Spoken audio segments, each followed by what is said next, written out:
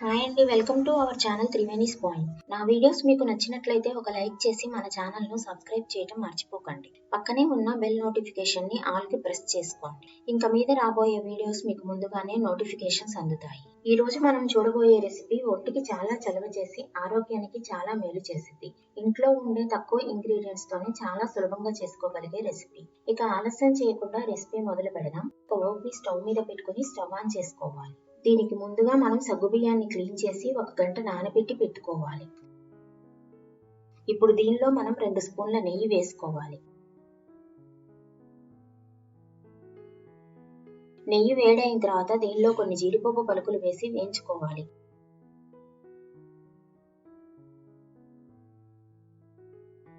ఇవి కొంచెం వేగిన తర్వాత దీనిలో 12 నుంచి 15 వరకు కిస్మిస్లు వేసుకొని బాగా వేయించుకోవాలి. స్టవ్ ఆఫ్ చేసి వీటిని ఒక ప్లేట్లోకి ట్రాన్స్ఫర్ చేసి పక్కకు పెట్టుకోవాలి. ఇప్పుడు అదే ఓక్లో మనం ఒక పావు లీటర్ వరకు పాలు పోసుకోవాలి. అలాగే 150 ml నీళ్లు పోసుకోవాలి. వీటిని మనం బాగా మరిగించుకోవాలి. ఇలా మరిగిన తర్వాత దీనిలో మనం ముందుగా నానబెట్టి పెట్టుకున్న సగ్గుబియ్యాన్ని వేసుకోవాలి. ఇప్పుడు ఒకసారి దీన్ని మనం బాగా కలుపుకోవాలి. ఇప్పుడు మనం ఒక 10 నిమిషాల పాటు అప్పుడప్పుడు తిప్పుకుంటూ ఉడికించుకోవాలి. ఇప్పుడు దీనిలో మనం 1 స్పూన్ యాలకుల పొడి వేసుకోవాలి. దీన్ని ఒకసారి కలుపుకోవాలి. ఈ విధంగా సగ్గుబియ్యం బాగా మెత్తగా ఉడికిన తర్వాత దీనిలో 1 కప్పు చక్కెర వేసుకోవాలి.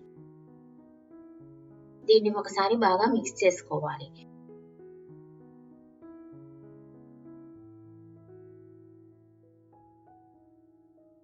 ఇప్పుడు దీనిలో మనం ముందుగా వేయించి పక్కకు పెట్టుకున్న క్యాషూ కిస్మిస్ వేసుకోవాలి.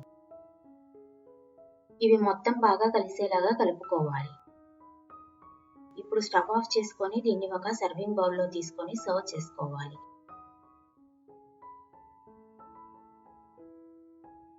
పండగ హడావుడి అప్పుడు ఇంట్లో ఉండే ఇంగ్రీడియంట్స్ తోనే సులభంగా చేసుకోగలిగే సగ్గుబియ్యం పాయసం రెడీ అయిందండి. ఫ్రెండ్స్, మీ విలువైన కమెంట్స్ కానీ సజెషన్స్ కానీ ఉంటే కమెంట్ రూపంలో తెలియజేయండి. Thanks for watching. By by.